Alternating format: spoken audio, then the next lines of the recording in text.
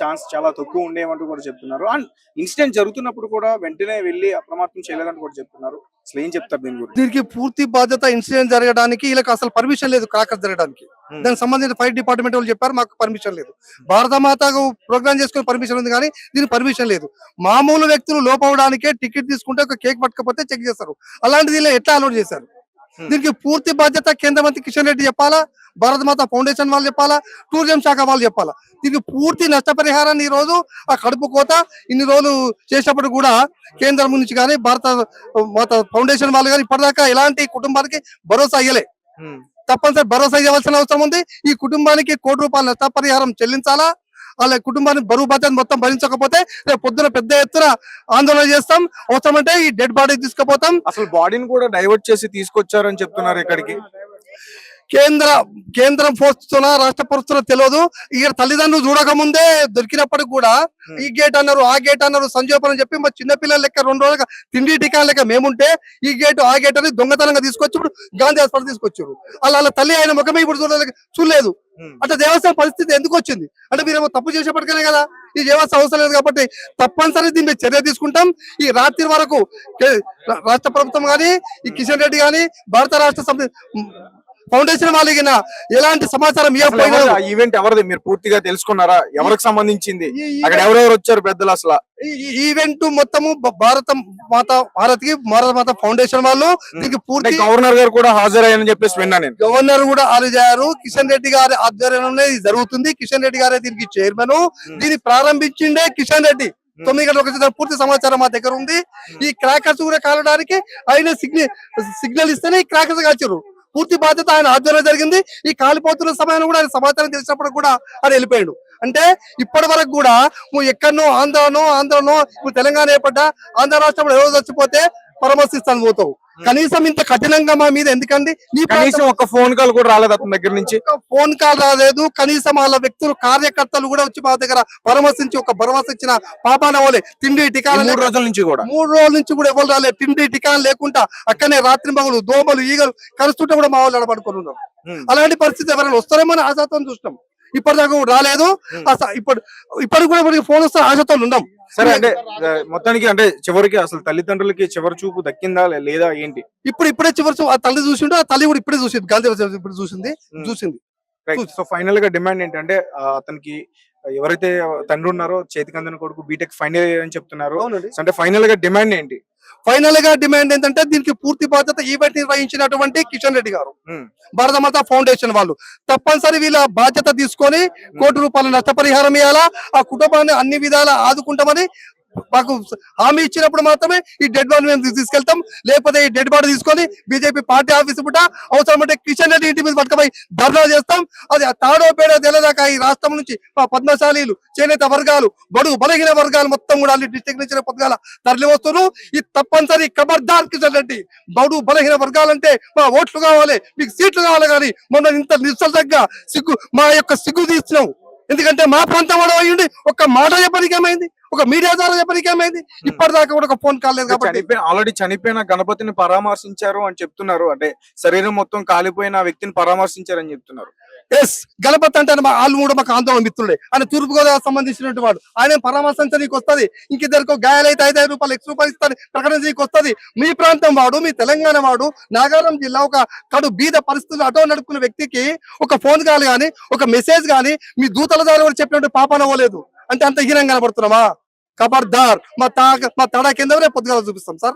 Okay, right. అంటే రేపు పొద్దున్న బాడీని తీసుకుని వెళ్తున్నారా? బాడీ తీసుకొని వెళ్ళాము. మాకు వీళ్ళతో సమాచారం వచ్చే వరకు చేస్తాము. రావాలి, లేకపోతే సచివాలయం నుంచి ఎక్కడ ధర్నా చేస్తాం. ఎక్కడికి రావాలని చెప్పేసి అంటున్నారు మీరు? కిషన్ రెడ్డి రావాలి, దీనికి సమాధానం చెప్పాలి. 4 రోజుల నుంచి జంగడ జరిగింది. 3 రోజుల నుంచి ఫోనే లేదు, అసలు పరామర్శించే అది కూడా లేదు. ఎలా వస్తాడు అనుకుంటున్నారు మీరు? మానవతా దృక్పథంతో వస్తాడో రాడా రేపటి వరకు చూస్తాం. రేపటి వరకు రాకపోతే బాడీని తీసుకొని కిషన్ రెడ్డి ఆఫీస్ కడిపోతాం. అంతే, ఇంటిగా తీసుకెళ్ళలేదు. 4 రోజుల నుంచి నిద్రాహారాలు మానేసి ఎంత తిప్పలు పడుతున్నామో మాకు తెలుసు. డైరెక్ట్ రాకున్నా సరే మీడియా పరంగానే చెప్పొచ్చుగా, సానుభూతి ప్రకటించవచ్చు కదా. మిగతా పార్టీ వాళ్ళు ఎక్కడ వేరండి? కాంగ్రెస్ వాళ్ళు ఎటు వేరు, బీఆర్ఎస్ వాళ్ళు ఎటు వేరు, వీళ్ళంతా ఎక్కడ వేరు? పార్టీలకు అతీతంగా మానవత్వం చాటుకోలేకపోతున్నారు. మనం తెలంగాణ ప్రాంతాల నుండి హైదరాబాద్ నడి బొడ్డున సచివాలయం కిటికీలు ఓపెన్ చేస్తే కనిపిస్తుంది. అంటే అసలు ఈవెంట్ జరుగుతున్నప్పుడే సరైన జాగ్రత్తలు తీసుకుంటే ఇలాంటి ఇన్సిడెంట్ జరిగేదే కాదు.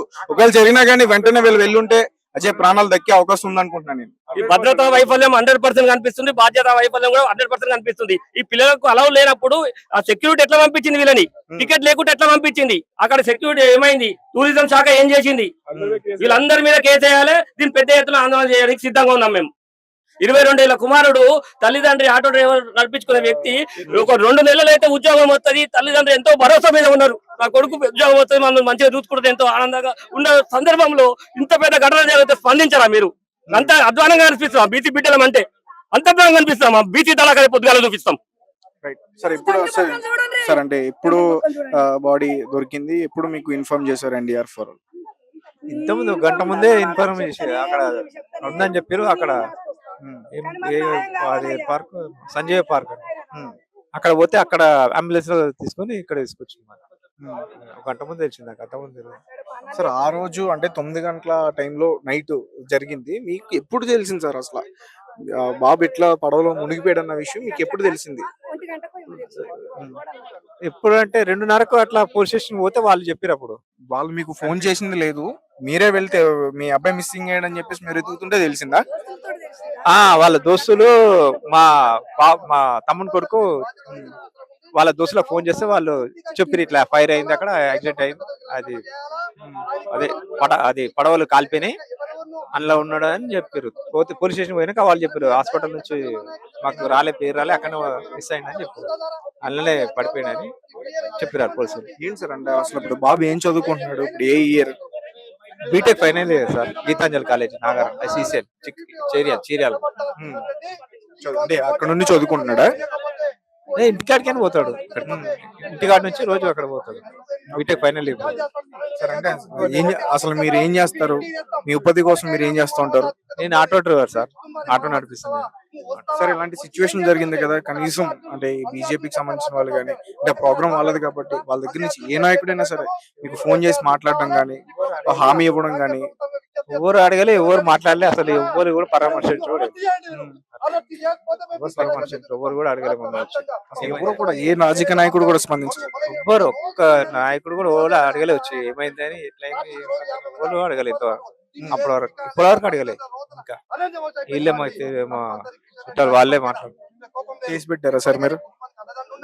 కేసు పెట్టి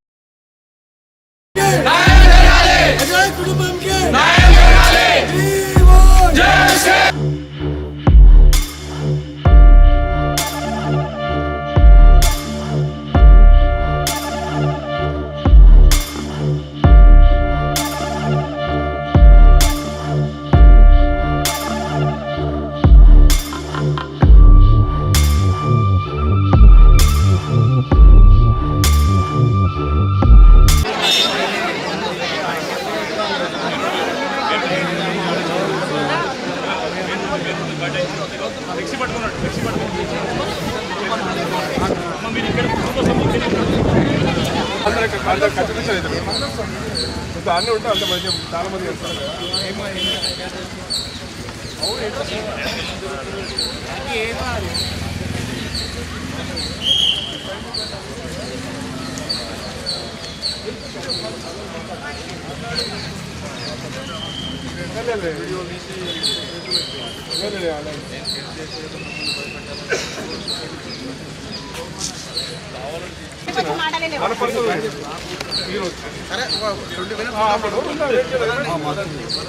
ఈరోజు మన పర్సన్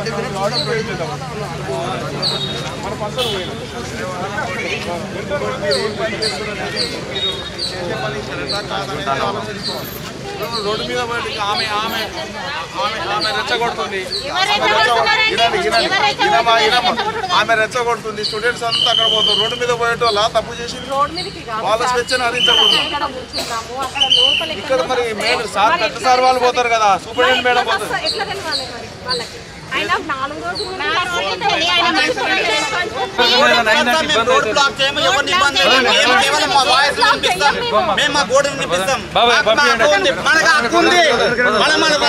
వాయిస్ వినిపించే మనకుంది, ఎవరు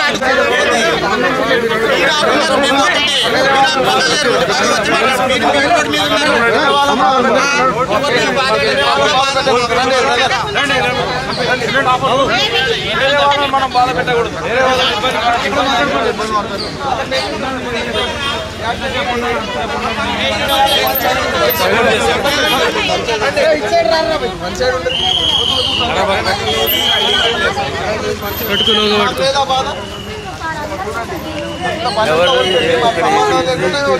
We want justice! We want justice! We want justice! We want